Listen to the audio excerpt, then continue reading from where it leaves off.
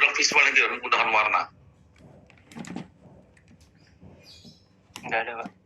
Nggak ada. Jadi otomatis ya kalau untuk menampilkan produk visual termasuk menguatkan suatu hasil suatu produk visual ya kita pasti menggunakan warna itu sendiri. Jadi tidak hanya sekedar di sini warna-warna kontras tapi keseluruhan warna. Bagaimana caranya? Ya itu nanti kalian akan belajar di dalam proses desain atau computer grafis yang kita diajarkan.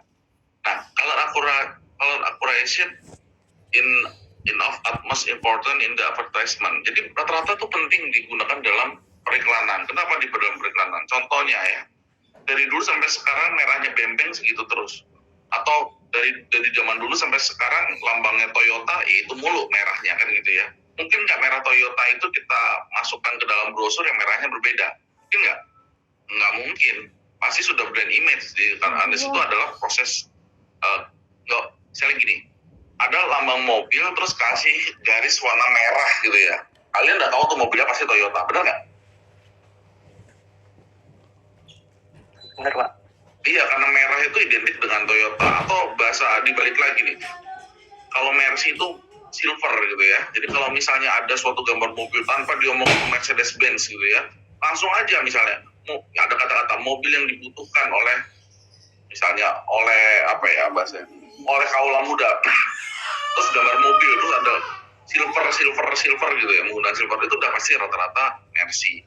Kalau kita mau mengekspos suatu produk yang bisa kita iklankan, ya kita bisa menggunakan merek-merek apa brand color brandnya suatu produk. Ya kalau misalnya produk apa lagi yang color brandnya jelas ya. Ya Jarum Super ya kan itu kalian udah tahu lah itu merek Jarum, nggak usah diomongin tuh merah-merah Jarum atau birunya Bentul kan itu ya, nggak usah diomongin. Kalian sadar nggak kalau kalian masuk ke iklannya Jarum atau iklan rokok di TV pernah lihat? Pernah lihat ada iklan TV tentang Jarum, tentang rokok, Jarum, Bentul dan lain-lain? Pernah lihat?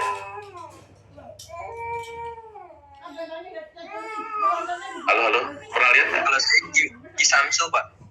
Di Samsu, tapi tidak diomongin di Samsunya pasti. Karena kan nggak boleh dilarang ya untuk produk rokok. Secara produknya atau mereknya tidak boleh masuk dalam suatu media sosial atau ya apalagi yang sudah terdaftar kayak TV itu kan terdaftar, di YouTube aja udah nggak boleh kan itu ya. Jadi akhirnya yang dipakai apa? Warna-warnanya dia kan dipakai sebagai suatu ya identitas dalam suatu iklannya dia itu pas masuk. Ya kalau kalian mau iklan di Samsung ya warna-warna produknya warna-warna kuning-kuning gitu yang dimasukkan, atau Jarum ya warna-warna merah yang dimasukkan. Tidak boleh ada rokok, tidak boleh ada kata-kata Jarum. Jadi masuknya dari mana? Dari warna mau nggak mau, benar kan? Jadi tidak bisa contoh gini, kalian tahu Formula 1 ya, mobil Formula 1 ya. Jadi kadang-kadang ya saya nggak tahu ya kebetulan apa enggak ya, zaman dulu kan Marlboro tuh iklannya di Ferrari ya. Ya apa mereka Marlboro tuh cari mobil yang warnanya merah biar cocok sama Marlboro-nya dia, atau suatu kebetulan ya kita nggak ada yang tahu, tapi kemungkinan besar dia menggunakan warna merah untuk melambangkan Marlboro-nya. Jadi ada apa ya nggak usah dikasih merah-merah itu seluruh badan, dengan dikasih Marlboro-nya itu tereksposnya jadi lebih misalnya contoh zaman dulu kan masih ada Marlboro-nya tuh di belakang sayap belakangnya kan gitu ya. Ini cewek-cewek mungkin agak-agak gimana ya mungkin cewek-cewek bayangin dulu ya. Jadi di sayap belakang cuma ada tulisan Marlboro putih, tapi merahnya tuh ngambil dari seluruh bodi dari mobil Ferrari. Jadi udah cukup jelas itu iklannya sangat kencang banget. Atau sebaliknya, misalnya motor, kamu tau gak Yamaha tuh warnanya apa? Warna biru, Pak. Kenapa warna biru?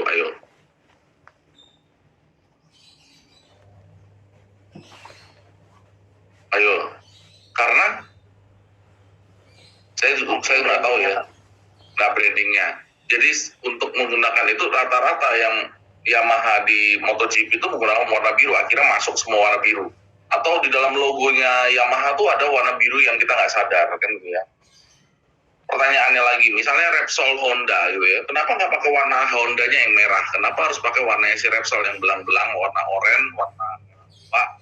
Ya itulah warna-warna si Repsol. Kenapa harus pakai warna Repsol? Kenapa? Nah ini karena dia pengen menonjolkan dari si mod Repsolnya, sedangkan Hondanya sudah kata-kata sudah ada kata-kata tulisan-tulisan Hondanya sudah cukup buat mereka. Jadi gini, warna itu sangat penting ya. Jadi jangan kalian berpikir tuh warna itu sepele. Misalnya contoh, saya pernah nemuin kebab itu warnanya kuningnya kayak kuning oranye, nggak jelas gitu ya bungkusnya gitu ya. Jadi akhirnya jadi nggak selera ya. Jadi dengan penentuan warna suatu merek pun itu jadi penting. Ya nggak usah jauh-jauh lah ya, Tokopedia, Gojek itu udah menggunakan warna. Jadi pakai jaket hijau aja udah jelas ya. Nggak ada jaket hijau yang ngerjain Shopee kan. Ya ada sih, biasanya rata-rata orang itu punya 2 akun atau punya beberapa akun ya. Bagi saya nggak penting, tapi maksud saya gini, begitu ada jaket hijau semua orang identik dengan pikirannya adalah Gojek ya. Kenapa nggak Grab? Ya kalah posisi dia. Jadi warna itu udah direbut sama Gojek duluan gitu ya. Atau helm hijau udah pasti Grab, Gojek kan gitu ya. Atau yang bagi saya yang lumayan agak-agak warna itu langsung keambil itu sekarang logo-logo TV itu udah agak-agak campur-campur ya. MNC itu dulu CTI itu warnanya biru putih kan gitu ya, sekarang enggak. Dulu TVRI ini warna TVRI juga biru putih kan itu ya. Kira-kira coba sebutkan saya warna yang mewakili suatu brand. Ayo coba contoh. Ayo warna apa?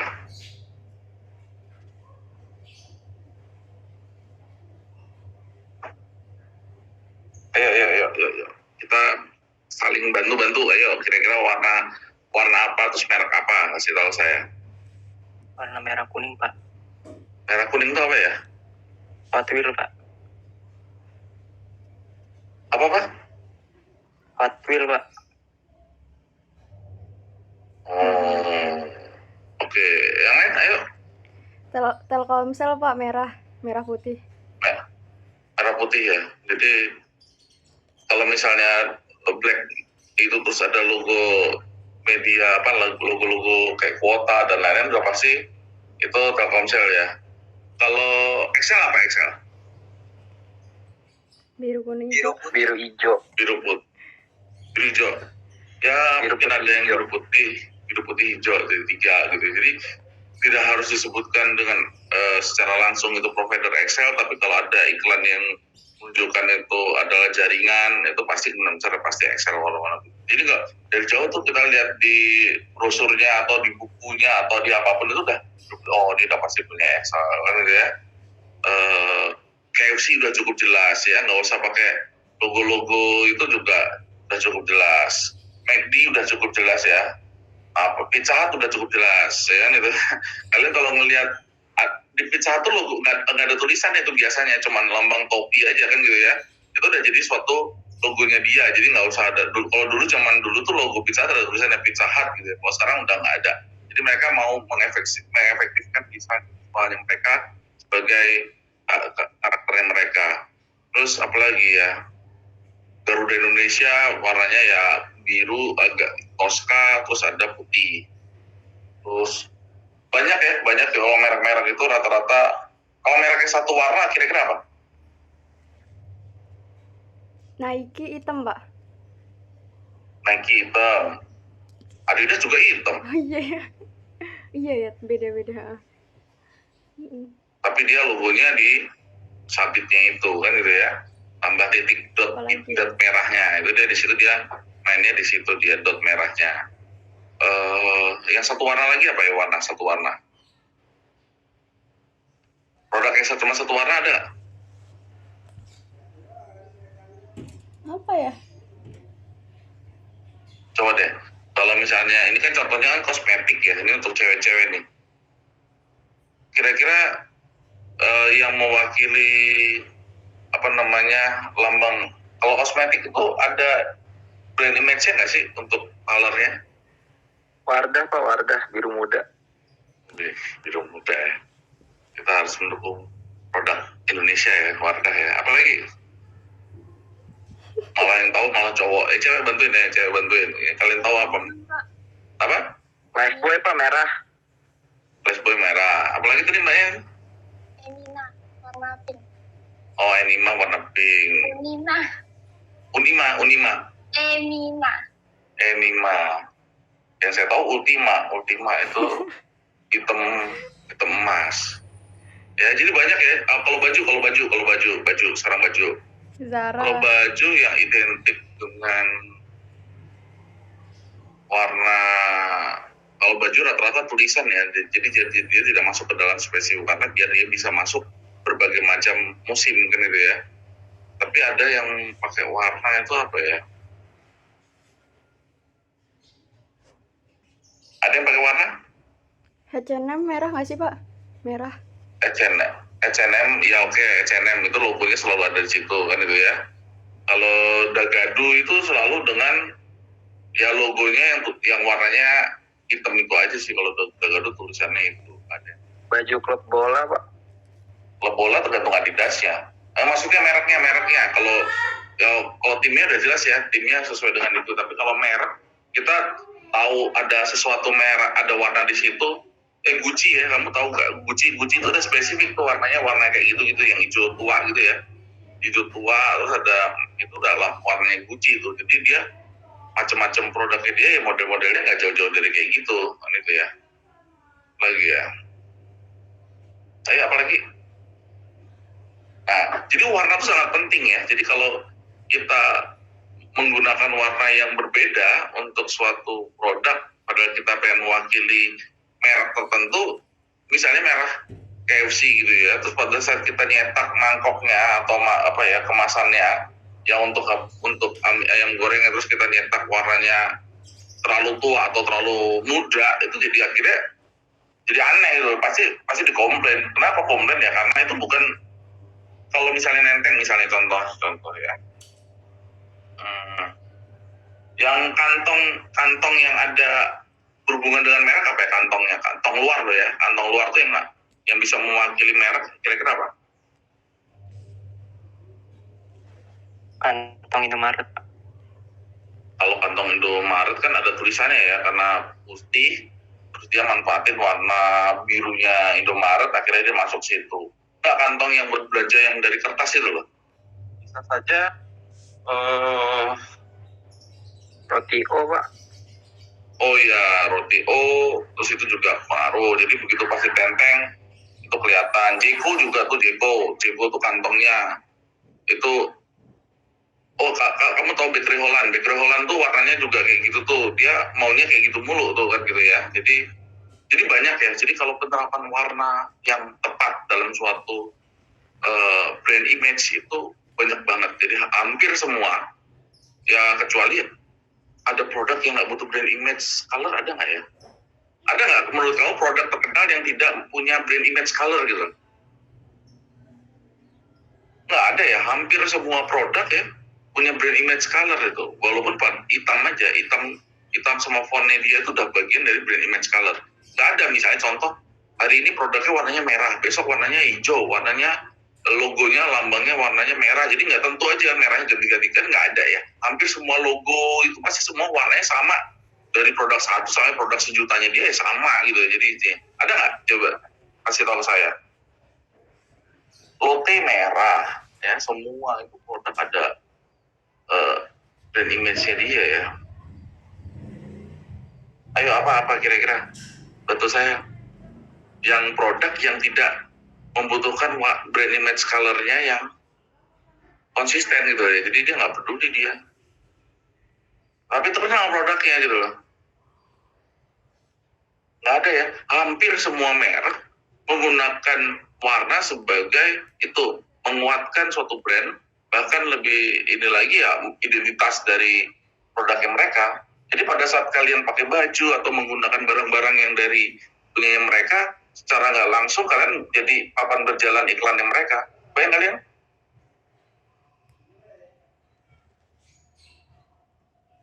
Ya, jadi kalau kalian misalnya contoh nih, kalau kalian satu kelas pakai sepatu Nike semua, itu jadi iklannya Nike. Kenapa? Karena di situ ada lambang Nike-nya di sepatunya, jadi orang ngeliat Nike itu bagian dari iklannya mereka. Kalau Adidas ya Adidas semua. Atau contoh celananya Adidas itu garis 3 itu dulu awalnya dipakai waktu pas Olimpiade zaman apa namanya? Zaman tahun 45 ya, sebelum Perang Dunia itu dipakai sama negara Jerman. Akhirnya dipakai lambang Adidas itu yang garis 3 itu. Jadi dulu tuh dipakai untuk negara Jerman untuk pas Piala Dunia, malah dipakai akhirnya sampai sekarang sebagai lambangnya dia garis putih 3 di samping celananya itu lambang Adidas gitu ya.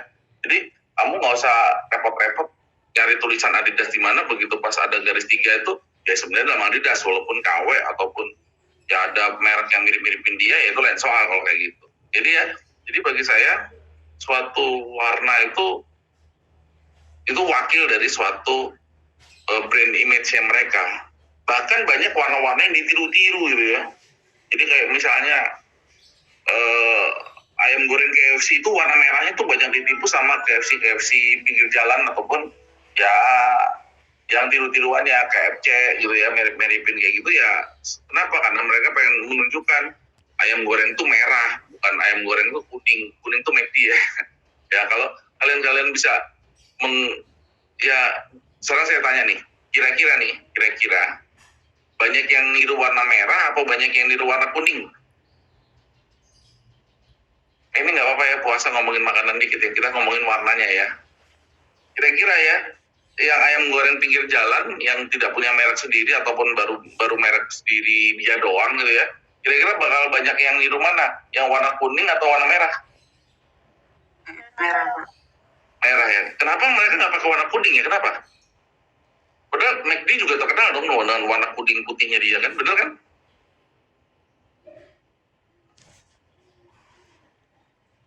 Kira-kira ada coba kenapa jarang pakai kuning merah yang McD punya? Kenapa? Karena KFC udah duluan masuk. KFC itu masuk ke Indonesia tahun 70 akhir, berarti 80 awal itu udah masuk. Sedangkan McD baru masuk tahun 90-an. Jadi brand image-nya KFC sudah lebih tertancap dibandingkan McD. Jadi begitu pas ngomong ke ayam goreng, pasti pikiran kita langsung ke KFC gitu ya. Jadi banyak identitas suatu merek-merek besar dipakai atau dikopi ke merek-merek yang kecil-kecil gitu ya. Kalau misalnya kalian tahu Toblerone tuh warna kremnya tuh detik punya dia tuh kan itu ya. Jadi nggak usah kasih tulisan apa-apa, kalau coklat ada warna itu ya Toblerone udah jelas. Dia nggak usah butuh iklan macam-macam, cuman fontnya saja sama background warna itu udah jelas, itu jadilah coklat Toblerone. Ya itu loh pentingnya warna. Nah, sekarang kita masuk berikutnya lagi. Ini kemarin saya sudah kasih tahu. Ternyata setiap alat yang menghasilkan benda visual itu akan menggunakan bahasanya sendiri, ya benar ya. Jadi misalnya ini kamera menggunakan bahasa, ini bukannya saya ngomong ya, bahasa secara ini, tapi dalam menentukan warna mereka menggunakan coding ya, coding yang spesifik, yang bisa saja coding itu berbeda dengan alat-alat yang lainnya. Misalnya contoh nih, si kamera menggunakan bahasanya tipe A, sedangkan layar menggunakan tipe B gitu ya. Dua nih. Kira-kira waktu pas kalian foto, diasumsikan dengan pemandangan sunset, apa kalian yakin 100% sunset yang ditangkap kamera nanti ditampilkan di layar Anda itu dan ditampilkan baik ada dua layar di kamera ataupun layar di laptop, apa sama persis? Yakin ya?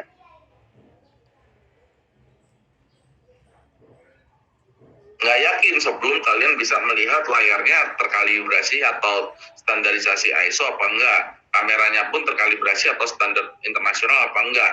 Dan kalau sebelum nggak ada tanda-tanda kayak gitu sih, saya sih menyatakan keyakinan saya cukup besar bahwa itu warnanya berbeda. Ingat loh ya, mirip itu bukan berarti sama. Jadi kalau misalnya saya katakan mirip itu kayak kemarin, nanti kita ngomongin lagi tentang Delta E. Jadi mirip Pak, ini udah mirip Pak, ya, tapi mirip itu bukan sama, mirip itu pasti berbeda.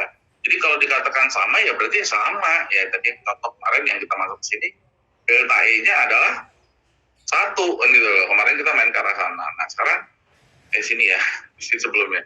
Nah ini Delta E adalah satu, yang dikatakan Delta E 1 itu ya mirip banget, tapi sudah berbeda. Tetapi sama organisasi internasional, tergantung mana yang mau ngomong, internasional ISO atau internasionalnya Eropa, apa internasionalnya kira-kira, oh Pak kita kasih kelonggaran aja. Mungkin kalau Indonesia delta I-nya mungkin delta E5 gitu ya, jadi karena biar apa, biar nggak ada produk reject, bisa menjadi suatu produk semua. Tapi kalau untuk negara-negara seperti Eropa, seperti Jerman, ya mungkin mereka akan memutuskan yang dikatakan satu warna itu delta E-nya 1 gitu ya. Jadi mereka, iya otomatis perubahan warnanya itu nggak lebih-lebih dari 1, 0,7, 0,8, 0,9 ya. Selama di bawah 1 dia masih dalam satu warna. Lewat dari 1 reject. Nah kebayang kalian? Ya jadi masing-masing penentuannya berbeda-beda. Jadi akhirnya membuat suatu pandangan bagaimana menciptakan warna yang berbeda-beda. Nah sekarang apa sih untungnya kita belajar manajemen warna secara tepat? Yang pertama adalah quality of printed product increase. Jadi kualitas produk yang kita hasilkan ya dalam bentuk kita cetak ya, tidak hanya kita cetak ya, yang ditampilkan akan meningkat ya. Yang kedua adalah quality consistency increase. Konsistensi kualitas akan meningkat. Yang ketiga, time money saving in prepress through decrease retouch of image and remake of proof. Jadi waktu dan uang pada saat di prepress akan semakin efisien. Kenapa? Karena tidak harus dilakukan remake atau retouch atau perbaikan lagi. Coba kalau misalnya contoh. Kalau misalnya kita nyewa suatu pabrik misalnya, mesin offset itu disewa 1 jamnya misalnya 5 juta misalnya. Itu cost produksinya misalnya. Kalau kalian mengerjakannya 2 jam ya berarti kalian mengeluarkan duit 10 juta. Ya nggak usah dalam bentuk jam-jaman Pak. Misalnya 1,2 jam ya sudah berapa 1,2 jam kali 5 juta berarti udah 6 juta sendiri. Nah kira-kira 1 juta itu banyak apa sedikit ya, tergantung. Kalau dihitung dari angka misalnya dengan produknya dia 1 miliar jadilah kecil, tetapi kalau dihitung produknya cuma 10 juta jadilah besar ya. 10 juta naik jadi 11 juta kan otomatis ya bagaimana dia bersaing di pasaran. Nah yang keempat adalah time money saving in printing. Yang pertama kita bisa menghemat waktu di prepress, yang kedua kita akan menghemat waktu di printing dengan cara faster color in make ready time. Jadi bagaimana kita menghasilkan make ready time dengan warna yang tepat dengan lebih cepat. Kenapa dengan lebih cepat itu dapat saving ya? Kalau kita lebih cepat ya otomatis ya kita biaya produksi untuk penggunaan mesin itu akan sedikit berkurang ya, lebih efisien saja. Jadi di sini yang pertama berarti adalah quality, yang kedua adalah efisien. Dengan kalian belajar color bar, kita akan menghasilkan produk berkualiti dan bagaimana sistem produksi yang efisien. Nanti kita bisa lihat di sini, ya. Nah, bagaimana kita berbicara? Apa hubungannya color space dengan color gamut? Kira-kira ada yang bisa bantu saya? Terjemahkan, ayo coba terjemahkan. Di sini yang bahasa Inggrisnya bagus siapa?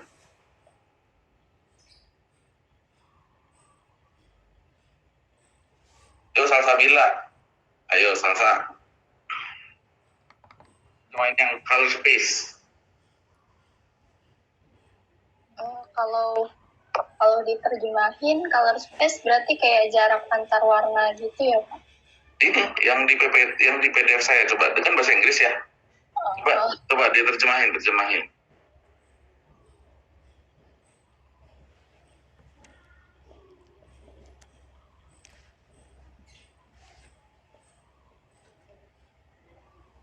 Color space adalah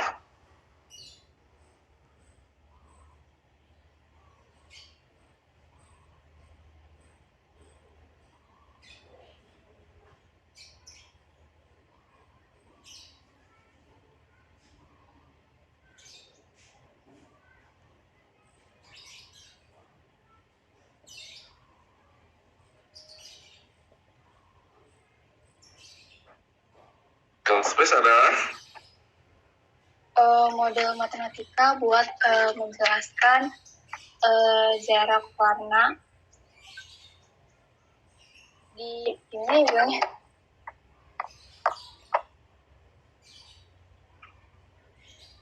Model matematik, kata kuncinya pertama adalah model matematik ya. Yang kedua adalah dia menggambarkan bagaimana warna dibentuk, ya, benar nggak? Iya Pak, lebih kurang kayak gitu. Oke, ada yang mau lebih diperjelas lagi translate-nya? Apa setuju semua? Setuju? Ada suara? Setuju, Pak. Setuju ya. Jadi matematik. Ya. Jadi kalau kita lihat matematik itu berarti nanti ada bentuk kurva-kurva. Setuju di sini? Jadi dia bentuk algoritma matematik. Nah, masalahnya bentuk integral seperti apa ya? Kita nggak usah ngomongin. Tapi di situ ada unsur matematik ya. Jadi kalau misalnya kita inputnya apa, nanti akan menghasilkan apa, dihitung apa, akhirnya menghasilkan apa. Jadi bukan suatu apa ya, benda abstrak, enggak. Jadi color space itu adalah matematik. Karena itu kita kemarin bentuknya adalah X, Y, Z. Ada 3 titik yang digambarkan dengan matematik tertentu, akhirnya bentuk suatu benda. Nah, kita bisa lihat contohnya adalah RGB, CMY, LAB, itu adalah color space. Nah, sekarang coba color gamut, bantu saya.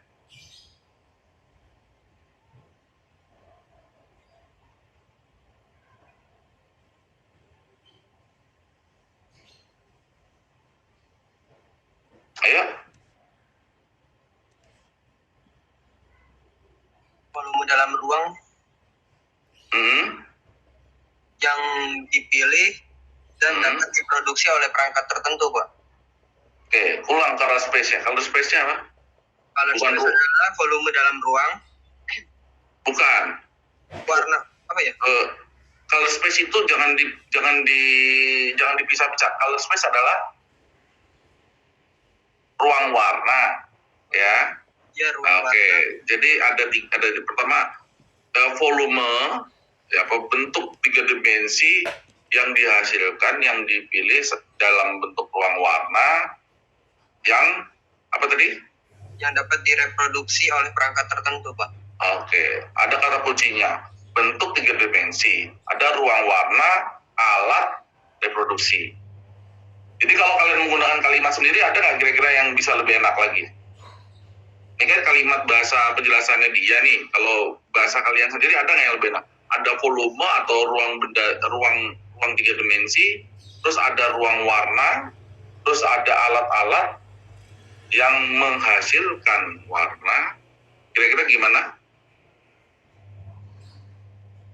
Ayo pakai kalimat sendiri. Nanti kalau saya tanya di UTS, bikinlah dengan kalimat sendiri pengertian color gamut, ya jawabannya hari ini. Coba apa kalimat sendiri?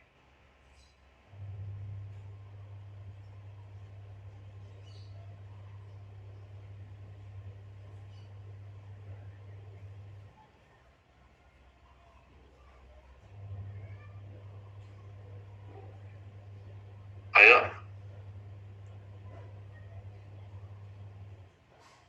Suatu bentuk volume atau 3 dimensi yang dihasilkan dengan menggunakan color space, ya. Lanjutannya adalah, ayo, saya udah setengah, saya bantu nih.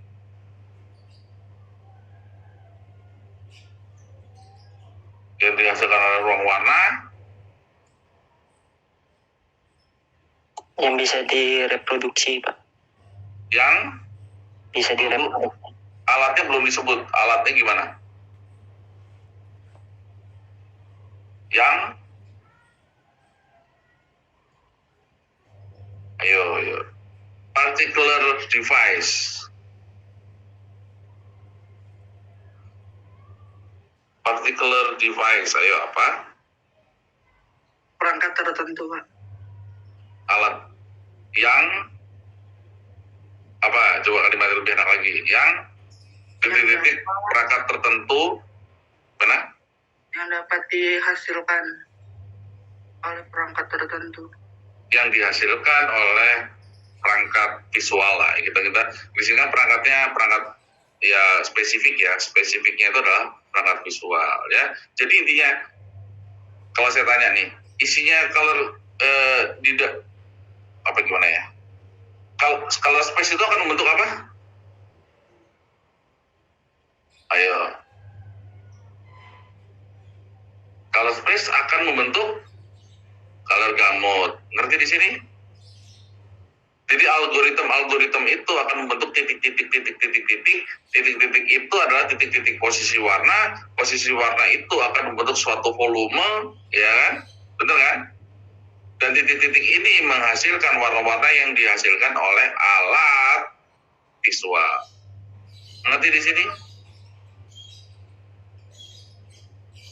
Ayo, kita harus bisa clear dulu nih. Ada color space, ada color gamut. Perbedaannya adalah apa? Color gamut itu adalah model matematiknya yang menciptakan titik-titiknya tersebut. Misalnya contoh nih, kira-kira warna merah di mana ya, kan gitu ya. Warna merah adalah inputnya ini, begitu pas diisi algoritma, ketemulah titiknya, oh kemungkinan besar di posisinya di sini. Terus kayak katalog gitu loh, color space, ngerti ya? Misalnya contoh. Kamu kalau ke perpustakaan yang kamu cari apa? Judul buku, penulis, apa penerbit, atau apa? Ayo, ya kan? Judul buku. Nah, kalau misalnya di perpustakaan itu kan biasanya kan raknya banyak banget tuh. Kamu tahu nggak bukunya di mana kalau kamu nggak pakai katalog? Kira-kira kebayang nggak nyari buku di mana? Kelamaan, Pak. Kelamaan. Kalau misalnya Gramedia sudah ada tulisannya komik gitu ya, buku SD, buku SMP ada tulisannya. Tapi kalau di perpustakaan kan nggak ada tulisannya. Tulisannya cuman ini rak nomor segini, baris yang segini. Ini lorong yang segini, rak nomor segini yang gini. Tapi kalau kalian nyarinya, nah katalog itu misalnya contoh nih. Katalognya itu dia terletak di lorong nomor 12, di rak nomor 5, di yang level berapa misalnya. Itulah letak buku, misalnya buku apa ya, buku sejarah Sriwijaya, kan itu misalnya contoh ya. Jadi kita nggak usah ngomong sejarah Sriwijaya adalah 12 ini gitu. Pak, ini 12-nya munculnya dari mana? Itu matematik, algoritmnya. Bisa saja saya nggak tahu pakai kodenya gimana. Dibalik, jadi untuk logo ini menggunakan bukan lambang ya.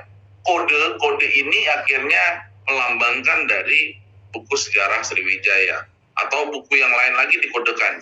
Jadi ini seperti mapping. Nah, bagaimana mapping itu bisa menciptakan lebih banyak warna? Nah, otomatis dia menggunakan model matematik. Misalnya untuk bikin tendensi atau kecenderungan dia akan bentuknya seperti apa. Jadi warna itu semuanya tidak diukur tetapi bisa dimodelkan. Akhirnya bentuklah suatu color space. Ya, color space itu bahasanya persamaannya atau konstantanya itu kita sebut namanya color space ya. Nah, konstantanya ada konstanta RGB, konstanta CMY, konstanta LAB, itulah menjadi suatu persamaan tertentu yang kita sebut namanya color space. Sedangkan misalnya contoh, color space RGB akan membentuk color gamut RGB, tapi ada tambahannya adalah apa?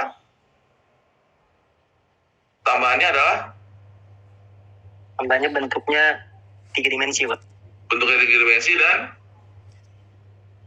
ada sesuai dengan translate-nya. Ada tambahannya adalah untuk direproduksi. Ada lagi tambahannya lagi, spesifik lagi. Siapa yang merepro? Perangkat visual, Pak. Perangkat visual tertentu. Jadi color gambut itu berbeda berdasarkan alat. Ngerti kalian di sini? Misalnya contoh, monitor merek A itu kan menghasilkan color gambut sendiri. Monitor B akan menghasilkan color gambut yang sendiri. Mungkin nggak monitor A sama monitor B color gambutnya sama. Mungkin aja, tapi kecil kemungkinannya. Ngerti kalian? Masa? Nah, kalau misalnya saya color gambutnya sama persis antara monitor A dan monitor B. Pikiran kalian adalah siapa nyontek siapa, benar nggak? Kalau sama persis itu persamaan matematiknya sama persis, mungkin nggak? Ya kayak bagi saya sih kemungkinannya kecil banget ya. Kenapa? Di dalam dunia monitor itu jadi rahasia publik. Jadi itu menjadi rahasia publik dalam arti apa? Publik tahu tuh ada rahasia, tapi rahasianya apa ya nggak tahu juga benar apa enggaknya. Nah, tapi kalau misalnya eh, resepnya atau campuran bagaimana kodenya itu sama persis, nah itu PR. Berarti ada kebocoran informasi itu di pabrik A atau pabrik B. Atau sederhananya bisa saja itu merek monitor B dikerjain di monitor A cuma tambah stempel aja. Benar nggak? Mungkin nggak?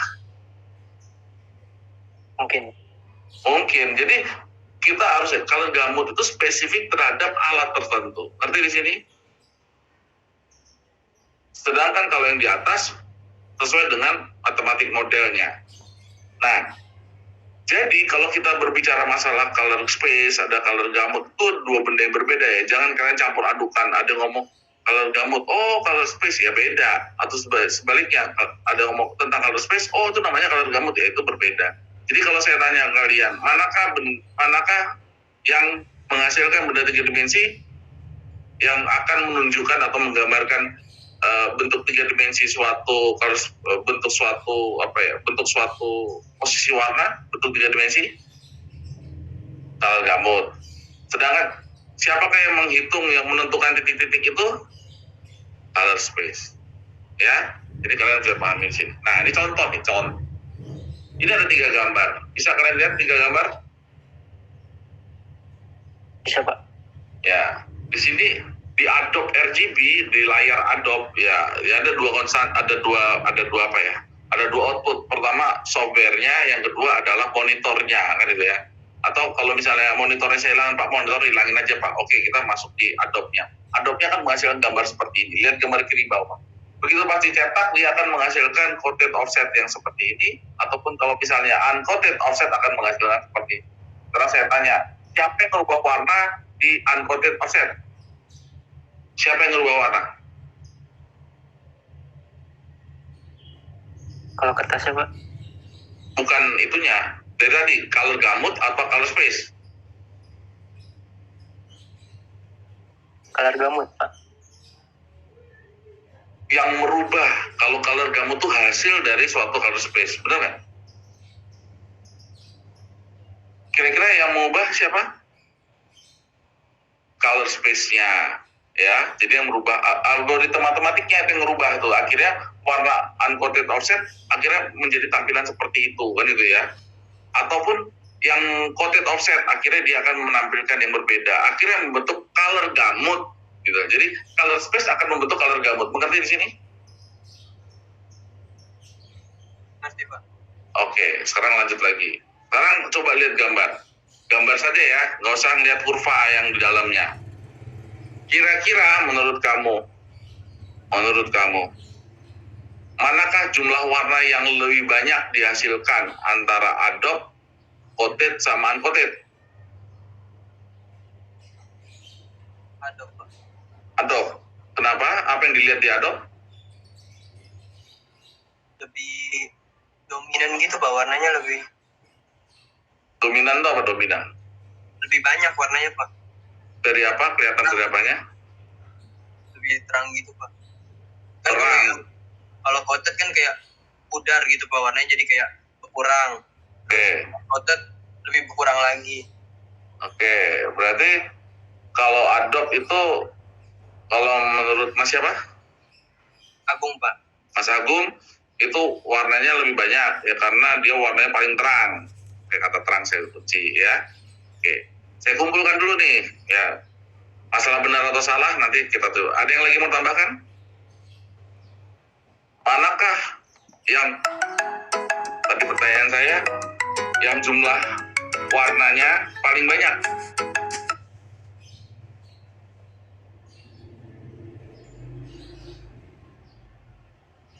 Adobe, Pak. Aduh, setuju ya sama Mas Agung ya. Ada yang lain? Kalau yang paling dikit?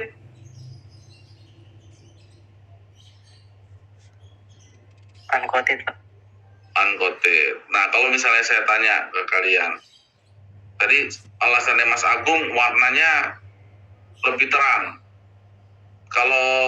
Berarti kalau misalnya di Adobe nih, Adobe kasih gambar yang warna-warna tua, apa yang terjadi kalau misalnya dicetak di offset, coated sama uncoated? Dia bukan warna terang-terang kayak gini, Makin gelap, Pak. makin gelap. Kalau di uncoated makin terang, Udah nggak jelas. makin nggak jelas. Jadi gini, bisa nggak coated mencetak warna di dalam Adobe? Misalnya gini, Adobe kan jumlah warnanya paling banyak, bener kan? Coated berkurang, uncoated lebih berkurang lagi. Berarti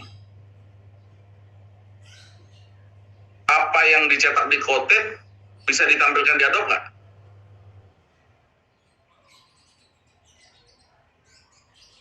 Bisa. Bisa.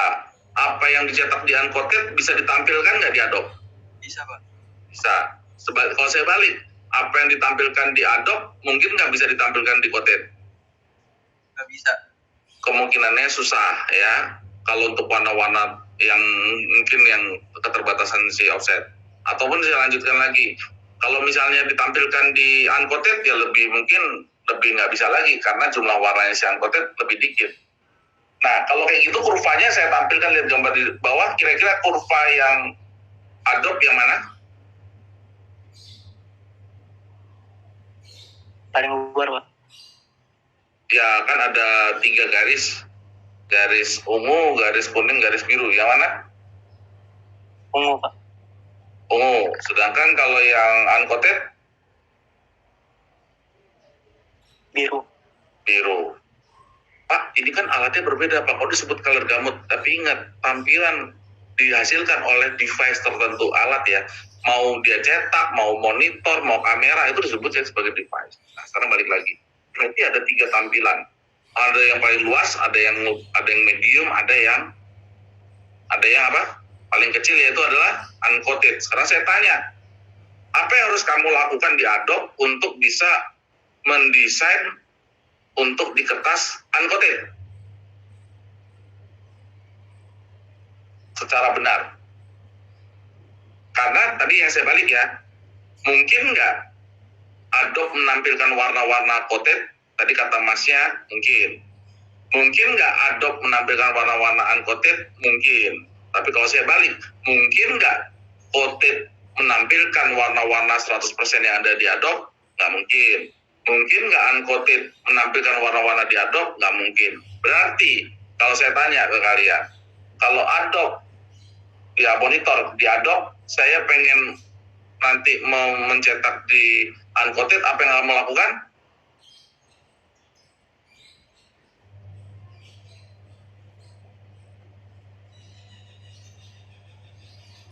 Apa yang kita lakukan? Kalau kalian kan mengubah dokumen color mode ke CMYK, Pak. Mengubah color mode ke CMYK itu menampilkan saja untuk misalnya, tetapi untuk pemilihan warnanya enggak, kita dalam proses desainnya dulu, bukan masuk ke teknis bagaimana pemilihan warnanya. Dalam mendesain suatu, kamu mau bikin apa nih, iklan misalnya, atau mau bikin logo atau mau apa. Kalau kamu mau bikin logo, berarti kamu harus bagaimana supaya bisa hasil cetakan kamu bisa dicetak di uncoated.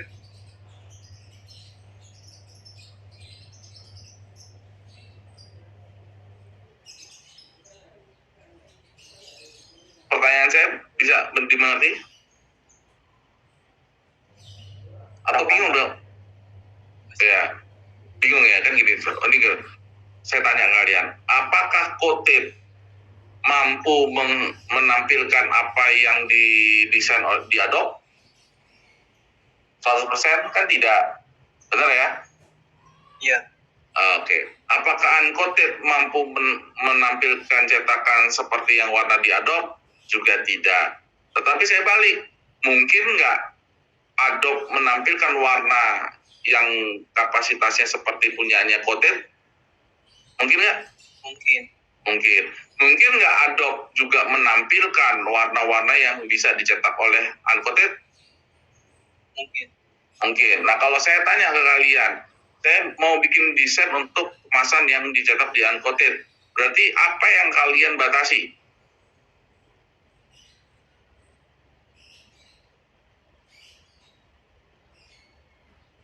Contoh nih sekarang nih, kalian lihat gambar botol, buah, dan di situ ada ya foto yang di sini ya dengan warna itu. Mungkin nggak kamu desain nggak warnanya seperti ini? Nggak mungkin, Pak. Mungkin nggak? Nggak mungkin. Berarti dirubah kan? Kalian bikin desainnya?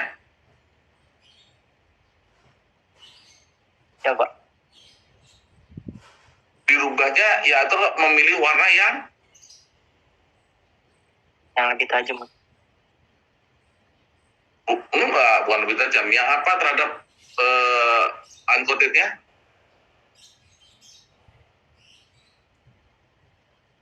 Memilih warna yang Memilih warna yang ada. produksi ya Pak, di diagramnya. Ya benar.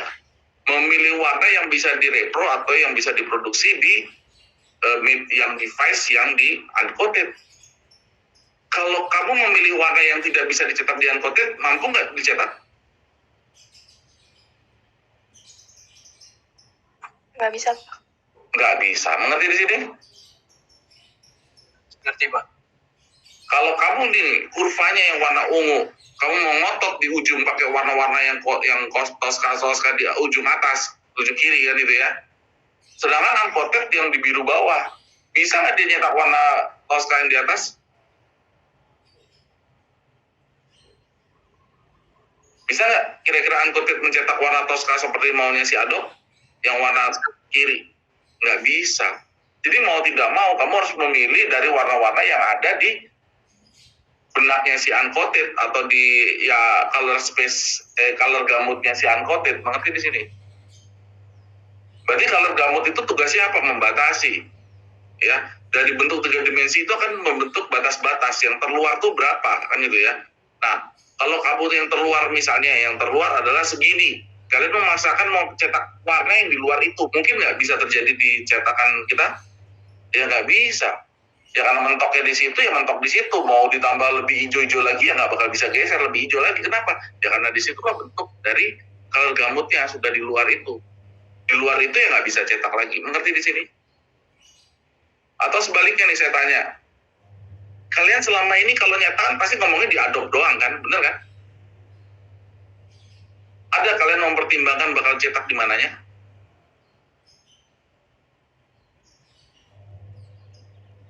Ayo.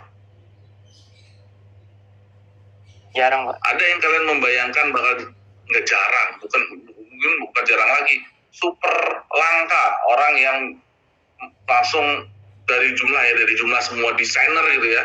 Desainer itu cuma mikirnya di Adobe aja, bagus di Adobe, tapi begitu pas cetak jadinya kayak gitu uncoated. Salah siapa?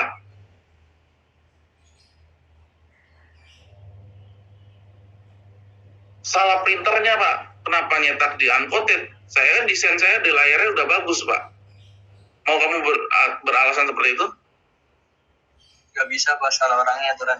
Salah orangnya. Ya kalau misalnya kemasannya dicetak di kertas uncoated, masa orangnya harus merubah menjadi ya coated ataupun menjadi ya nggak mungkin. Misalnya contoh ya, kamu warnanya doff gitu ya. Ya itu udah pasti warnanya turun, itu pasti nggak bakal bisa nyetak yang tajam-tajam. Kalau kertasnya doff, terus kamu cetak pakai desain yang ngejreng mengkilat glossy kayak ini, ya glossy mengkilatnya nggak bakal kelihatan seperti yang tampilan yang di uncoated seperti ini. Kamu mau menampilkan mengkilat warna di layar tapi nggak bisa muncul di situ, apa gunanya? Orang ujung-ujung akhirnya yang dilihat di cetakannya. Bener di sini? Ngerti di sini?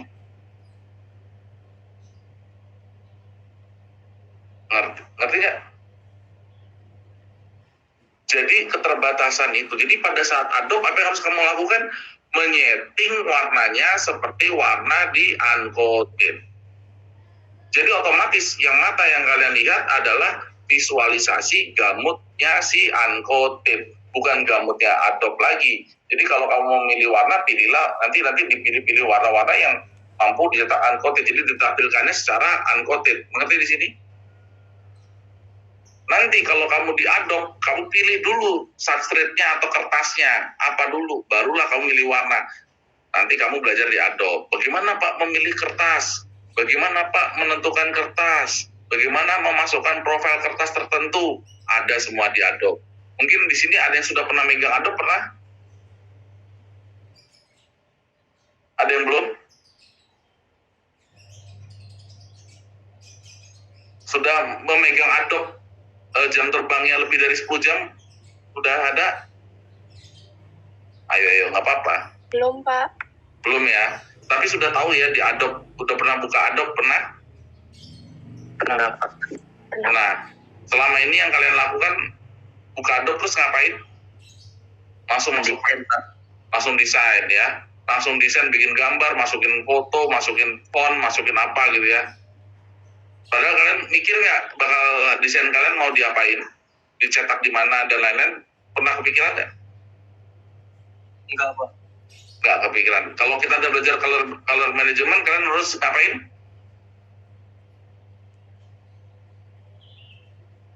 Harus mikirin Pak, mau dicetak di mana. Bisa dibayangkan? Jadi kalau anak DG atau anak desainer yang lain, mereka langsung kerjaan Adobe tanpa memikirkan, menentukan dia mau cetak di mana. Nanti hasil akhirnya kalau mereka dicetak di kertas uncoated jadi kayak gini. Jadi kalau misalnya saya tanya kalian, ini ada 3 warna, benar ya? Setuju berarti kalau di sini? Jadi berarti ini ada tiga warna kan? Ada 3 picture kan? Ya Pak. Kira-kira yang desain kamu yang mana? Yang di Adobe kah, di Coated kah, atau di uncoated? Yang di uncoated sama coated, Pak. Ya tergantung kamu menentukannya di mana, desainnya kamu yang mana kan. Jadi kebayang nggak ya? Jadi ada 3 warna yang berbeda. Jadi otomatis kalian nggak bakal bisa jawab desain kamu yang mana nih? Yang di uncoated kah, di coated kah, atau di layar monitor? Kalau kamu ngomong di layar monitor, lah ngapain bikin sesuatu desain yang nggak bisa diaplikasikan? Orang kita mau aplikasi di uncoated, ngerti kalian?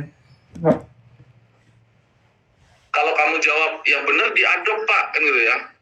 Loh ngapain kamu bikin desain yang nggak bisa dicetak di uncoated, yang jadi malah jelek kayak gini kan gitu? TA kamu gagal kamu, ngerti gak?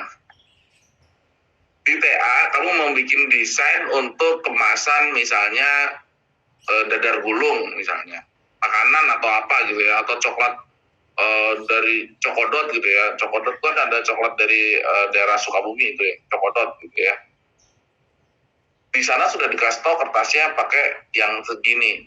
Terus kamu bikin desain yang Adobe aja, ini versi Adobe yang warnanya, ngejreng warna-warna gitu. Terus begitu pas diaplikasikan di kertas, hasilnya seperti uncoated seperti ini, burem kayak gini. Hasil desain kamu yang mana? Ya hasil kamu yang burem ini, jangan ngaku-ngaku yang Adobe ini. Adobe ini kan tampilan visual doang monitor. Enggak jadi tampilan kamu, desain kamu gini. Berarti kamu salah atau benar? Kamu kan hasil desain kamu uncoated, boleh nggak saya akuin hasil desain kamu uncoated? Ya boleh. Berarti kamu hasil desain kamu jelek, ngerti kamu? Tapi kalau kamu udah mengerti nanti bakal cetak uncoated, harusnya yang di Adobe sama di uncoated harusnya apa? Sama apa beda? Sama. Ngerti di sini? Jadi ya boleh. Misalkan kita mau buat logo, nah warnanya itu sesuai yang ada di RGB ini Pak, di gambar RGB. Oke. Lalu kan mau dicetak di misalnya di uncoated Pak, nanti kan otomatis warnanya turun tuh Pak. Jadi supaya menghasilkan warna yang logo aslinya itu bisa nggak Pak? Nggak bisa. Mau nggak mau kamu harus bisa bikin logo yang bisa dicetak di uncoated. Kalau emang kebutuhannya bisa dicetak di uncoated. Tapi kalau nggak ada kebutuhan, saya nggak butuh cetak di uncoated Pak. Gitu. Saya semuanya cetaknya dipakai coated ataupun pakai di RGB di layar saja. Ya boleh kamu gitu. Tapi kalau cetakan harus pakai di uncoated, dia mau nggak mau kamu pilih warna yang sesuai dengan kemampuannya si uncoated. Mengerti kamu di situ? Ngerti Pak.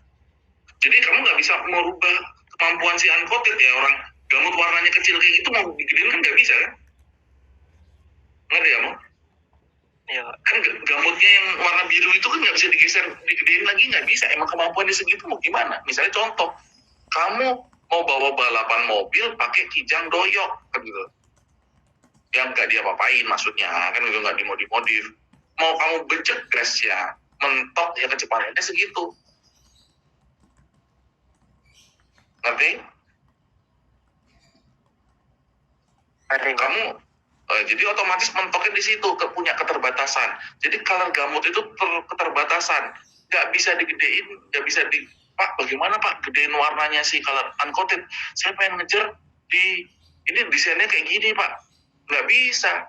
Yang harus kamu sesuaikan di Adobe-nya malah, karena Adobe lebih luas. Jadi kalau Adobe ada dua pembanding, ada kurva yang lebih besar, ada kurva yang lebih kecil, mana yang menyesuaikan? Adobe. Yang lebih besar emang. Yang kurva yang lebih besar. Kalau yang kecil bisa nggak menyesuaikan, ya nggak bisa, udah mentok, nggak bisa digedein lagi. Kalau yang gede bisa dikecilin, benar nggak? Benar Pak. Oke, sampai di sini bisa dimengerti? Nah, Tapi Pak, saya mau nanya dong Pak. boleh ya. Berarti kan yang di Adobe itu kalau kita pengen dapetin hasil yang di uncoated, berarti warna yang di Adobe kita kecilin biar sama ya hasilnya di uncoated gitu ya Pak. Nah, di Adobe itu kita bisa memasukkan unsur kertas. Ingat ya, Waduh. unsur kertasnya dimasukkan. Nanti dia masuk itu, nanti dia nambah filter tertentu ya. Jadi yang kalian lihat secara mata itu turun warnanya. Ya. Jadi nanti begitu pas kita cetak ya, nanti cetaknya jadi Adobe tuh yang ditampilkan itu ya, misalnya contoh nih, kalau kamu pengen kayak gitu, nanti di Adobe tuh tampilannya seperti uncoated kayak gini, mukanya warna-warna suram kayak gini tampilannya. Itu ya kira-kira tinggal utak-utik, bagus nggak desain kayak gini dengan kondisi warna suram kayak gini. Jadi pas di Adobe langsung emang muncul warna di uncoated ya Pak? Iya, udah warna uncoated, tapi dimasukkan unsur kertasnya, dimasukkan. Jadi kertasnya modelnya gimana nih profilnya, nanti otomatis dia warnanya turunin sama si Adobe, akhirnya yang dilihat sama mata kamu adalah warnanya si punyanya uncoated. Ngerti kamu? Oh jadi kalau udah warna di Adobe-nya udah warna uncoated, ntar pas dicetak ke kertas uncoated udah sama ya Pak ya? Iya, jadi otomatis kita milih warna yang seperti yang punya si uncoated, yang mampu yang bisa dilihat di uncoated. Oke Pak, makasih Pak. Oke, jadi kalau kamu tidak menyeting kertasnya, tidak merubah atau masukkan profil kertasnya, ya tampilannya tampilan RGB monitor. Ngerti kalian? Ya kalau monitor ya bisa menampilkan warna apa aja.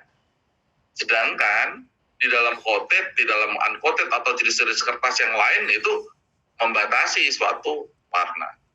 Yang lainnya bagaimana? Yang lainnya bisa dimengerti atau mau nanya lagi? Nih, mumpung kita di sini kita dasarnya color management harus berbeda. Kenapa bisa berbeda Pak? Kenapa harus disamakan? Nah ini pertanyaannya. Ngerti nggak? Kenapa berbeda? Setelah berbeda, kan kita ujungnya kan pengen desain yang bisa sama dengan yang tampilan aktualnya kan, seperti itu. Bagaimana Pak? Tadi sudah ditanyakan. Ada yang masih kurang jelas nggak dengan penjelasan saya?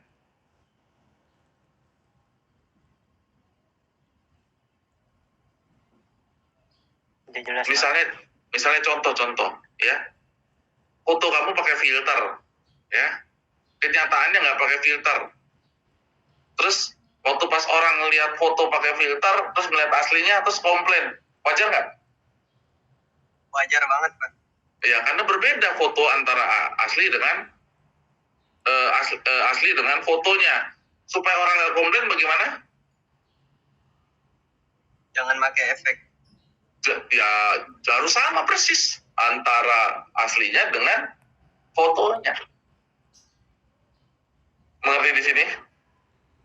Kalau warna persis sama, kira-kira orang bakal komplain nggak? Enggak. Tapi kalau antara foto dengan aslinya berbeda, ya pasti orang komplain. Nah, kalau di dalam color gamut, bahasa sederhananya, kita nggak pengen ada orang komplain. Bagaimana supaya orang nggak komplain? Ya warnanya nggak boleh sama. Warnanya nggak boleh beda. Kita harus menyamakan warnanya. Tapi nggak mungkin menyamakan warna dicetak. Ingat, cetak itu tidak mungkin mengubah warna. Kenapa? Karena nanti dari acuan. Acuan dari mana? Dari prepress. Prepress dari mana? Nanti kita bahas. Bisa dimengerti di sini? Yang lain bersuara. Bisa dimengerti? Dari saya bisa Pak. Oke, yang lain nyalakan mic-nya. Bisa dimengerti? Bisa, Pak. Bisa. Jadi kalau anak bisa ngerti Adobe tapi dia nggak ngerti aplikasinya, gitu. Mau dicetak di mana, mau dicetak di billboard kah, mau cetak di kaos kah, apa mau cetak di gelas kah, ya otomatis. Nah kalau kayak gini caranya, kamu mau gambar untuk suatu gambar yang bakal cetak di uncoated sama di coated. Di Adobe kamu bikin berapa kali? 2 kali. Ngerti di situ? ngerti Pak. Oke. Kalau misalnya mau dicetak 3 kali, ada yang di kaos, ada yang di kertas uncoated, ada yang di kertas coated, terus ada di kertas fotografi ya gitu ya. Terus ada di di kardus yang flexo-flexoan gitu, yang kardus yang tebel pakai duplek. Kira-kira kamu bikin Adobe ada berapa kali? 6 kali. Ya, sesuai dengan yang kamu butuhkan. Kenapa? Ya pasti berbeda. Ya, nanti di display. Oke, sampai sini kita lanjut lagi. Nah, bagaimana cara merubahnya? Si Adobe itu bagaimana menyesuaikan dengan coated? Bagaimana Adobe menyesuaikan terhadap uncoated? Ternyata ada namanya ICC profile yang tadi saya katakan. Dia memasukkan pengubah warna. Supaya apa? Supaya ditampilkan seperti yang diharapkan bakal keluar di coated atau yang ditampilkan di uncoated. Kalau dengan tampilan dengan RGB doang, ya kita nggak bakal bisa menampilkan seperti realitinya, benar nggak? Berarti kita masukkan unsur filter tertentu, ya bahasa orang ngertinya filter ya, padahal sebenarnya namanya profile. ICC profile itu supaya apa? Supaya memetakan warna si alat tertentu. Ingat ya di sini. Nah sekarang saya tanya ke kalian. Ini kan uncoated offset ya. Setuju di sini uncoated offset? Nah kalau uncoatednya merek A, B, C, kira-kira sama lagi nggak? Berbeda lagi. Jadi mau nggak mau kita butuh bahasa yang banyak. Nah bahasa ini dikumpulkan sama si ICC profile, ya. Kalau kemarin C itu organisasi, kalian sudah ada tugasnya. Sekarang ada namanya ICC profile. ICC adalah International Color Consortium, ya. Apa yang dilakukan oleh ICC profile? Describe how a particular device produce color and or it can be abstract color space. Jadi tujuannya adalah apa? Menyesuaikan color space terhadap alat tertentu, ya, like working RGB color space, ya. Yang berikutnya lagi, ada apa aja sih di dalam color space? Ada input color space, ada display colors, ada input profiles, ada S ya selalu ya. Berarti profilnya banyak, nggak satu. Banyaknya tergantung apa ya. Scanners itu merek-merek scanners itu ini harus pakai S. Kenapa Pak? Ya merek scanner kan banyak banget kan. Merek kamera juga banyak kan. Setiap merek kamera, setiap tipe kamera itu memiliki profil yang berbeda-beda. Ya, bagaimana dia menampilkan warnanya. Displaynya itu, monitor itu banyak banget kan mereknya dengan, misalnya contoh. Mungkin nggak ada warna yang berbeda antara monitor. Sekarang merek monitor itu apa misalnya? Misalnya merek monitor, misalnya Samsung. Merek monitor Samsung tipe A sama tipe B. Apa yakin 100% warnanya sama? Bisa berbeda dia. Karena bisa saja profilnya berbeda. Mengerti di sini?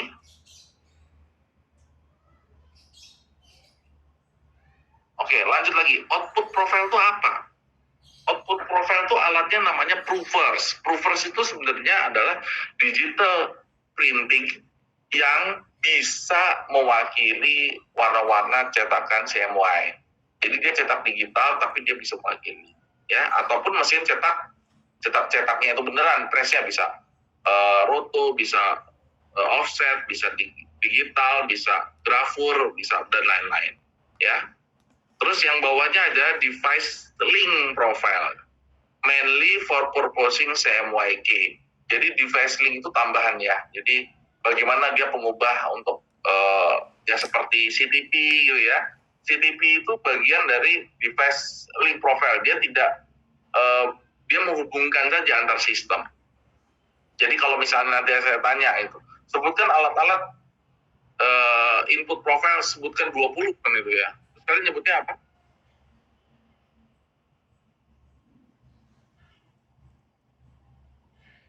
loh yang saya minta.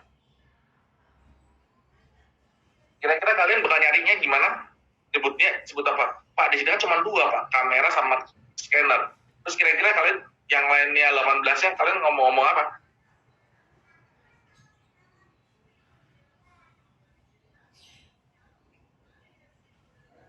sebutkan input profile yang kalian ketahui sebanyak 20 buah. Ayo. Mumpung saya tanyanya sebelum UTS nih. Sekalian jawabannya apa?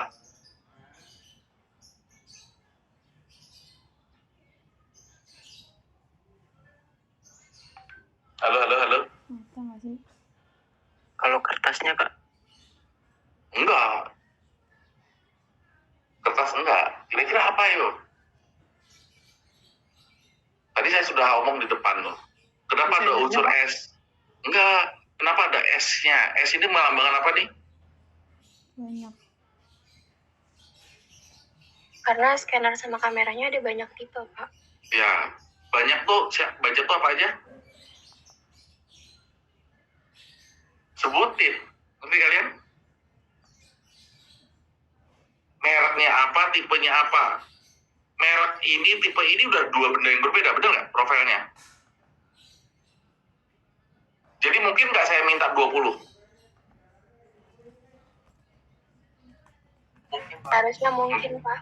Coba sebutin, sekalian masih buka laptop, coba ada yang masih bisa. Merek scanner dengan tipe-tipenya satu merek saja bisa ngeluarin, bisa tipenya aja mungkin ada 10, betul ya? Terus ditambah lagi kamera, merek satu kamera saja, coba kamu Canon kira-kira. Tipe Canon itu ada berapa banyak tuh? Lebih dari 20 ada nggak?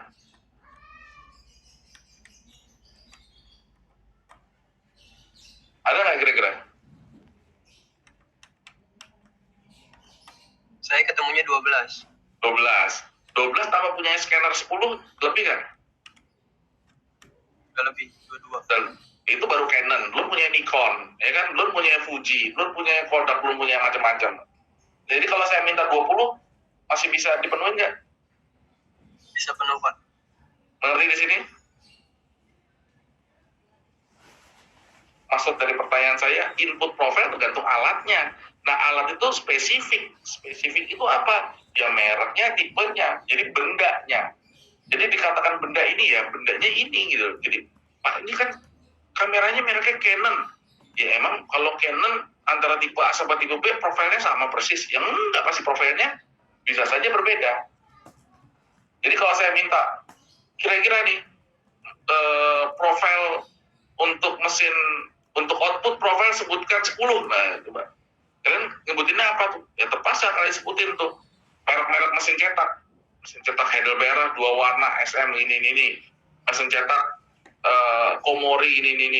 Kalau mesin cetak Komori tipe ini, Komori tipe ini. Mesin cetak Heidelberg tipe ini. Udah banyak kan jadilah lebih dari 10. Nanti di sini. Jadi yang dikatakan profile itu melekat pada alatnya. Bukan kepada merek, bukan kepada tipe. Jadi alat itu. Ya otomatis ya kalau mereknya beda udah pasti alatnya udah berbeda dong. Betul kan?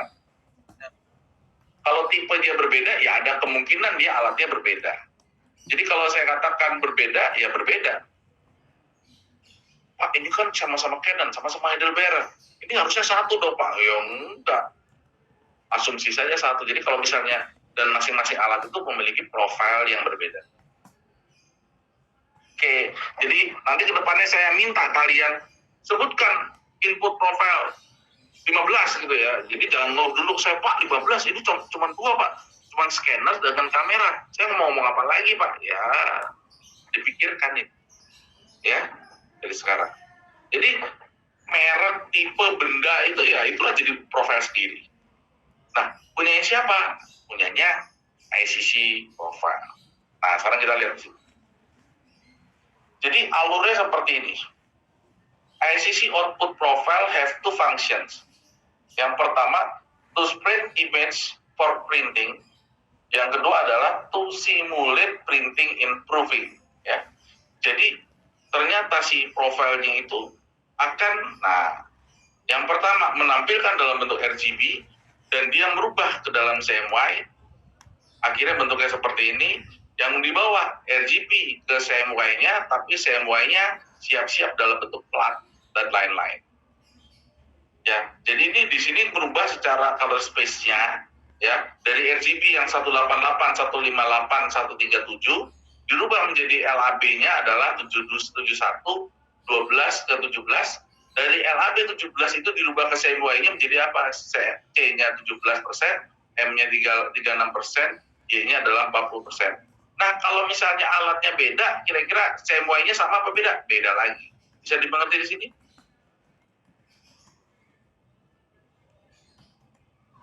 Coba saya tanya.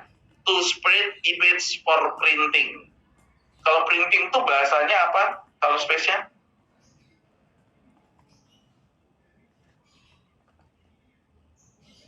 Bisa LAB, boleh kan?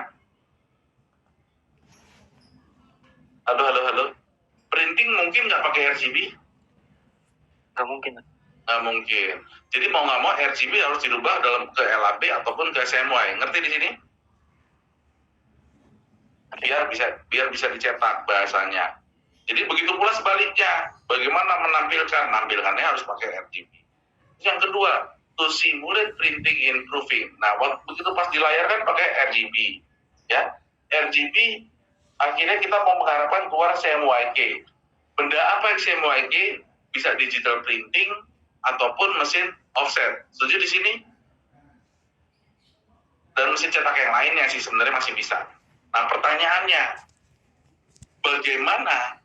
bagaimana kita bisa menampilkan offset supaya ditujukan ke mensimulasi ke layar supaya dapat dibayangkan kalau misalnya dia dicetak offset akan berubah menjadi seperti apa.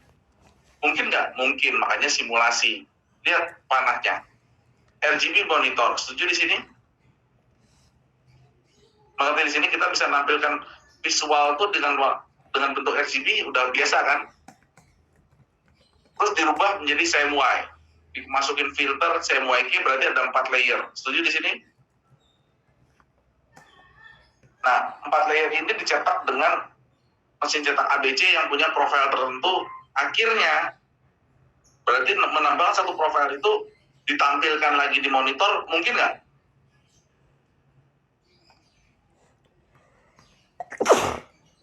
CMY tadi disesuaikan dengan profilnya di mesin offset Komori 4 warna yang akan menghasilkan output ICC profile supaya bisa ditampilkan di RGB, mungkin nggak? Mungkin. Jadi di RGB itu yang ditampilkan adalah warna apa?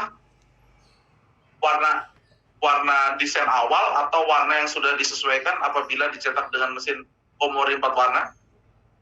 Yang sudah disesuaikan, Pak. Disesuaikan Komori 4 warna. Ini pula yang seperti tadi saya tunjukkan ke kalian. Mau cetak pakai apa? Pakai uncoated atau pakai coated? Ini yang bahasanya simulate printing.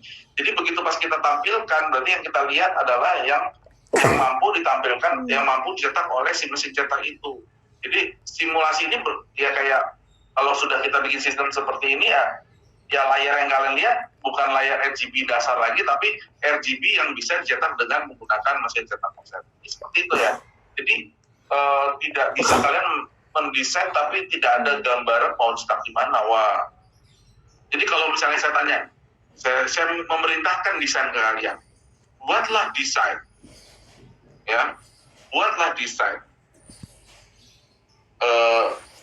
untuk anak kecil gitu ya, yang menggambarkan suasana sekolah misalnya. Bisa nggak kalian langsung desain?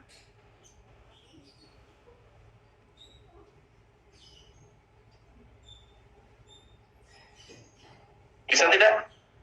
Bisa. Atau ada yang nggak bisa?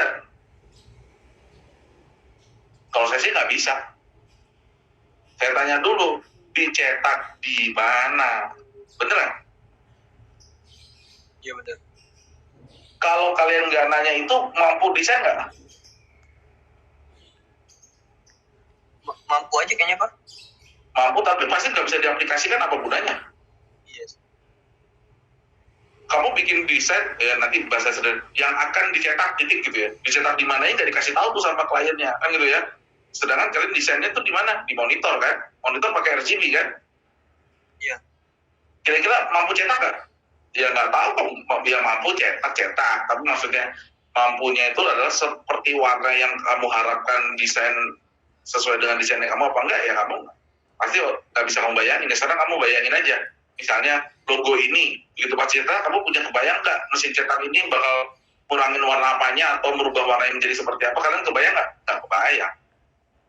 Tapi dengan memasukkan unsur profil alat tertentu dan hasilnya monitor kalian menampilkan warna yang seperti ditampilkan oleh mesin cetak itu, otomatis kalian bisa membayangkan, oh dia tidak bisa warna yang lebih tua ini digeser-geser, ini nggak berubah-ubah nih, pasti tambah terang kok, nggak bisa tambah terang, ataupun dituain nggak tambah lebih tua, berarti dia mainnya di warna yang seperti ini dan lain. Otomatis kalian begitu pas mencetak di monitor itu bisa dicetak juga di mesin cetak offset. Bisa dimengerti di sini? Kita lanjut ya. Nah, ada bahasanya nanti bagaimana penyesuaian yang dilakukan di dalam color management. Ada namanya UCR, ada namanya GCR, ada namanya TAC. Ya, UCR itu under color removal. GCR adalah gray component replacement.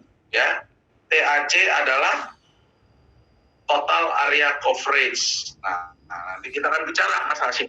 Tapi sampai saya akan, udah jam berapa kita? Udah jam 9:30, saya rasa udah cukup ya. Jadi kelas berikutnya jam berapa? Jam 11-an, Pak. Jam 11-an. Ini saya masih ada tugas dari saya, yaitu yang pertama, bentar saya jadi lupa tugas yang saya masukkan ke e-learning kamu yang mana ya? Alat ukur warna, ya. Alat ukur warna. Saya nggak peduli alat ukur warna buat fotografi atau alat ukur warna buat apa gitu ya.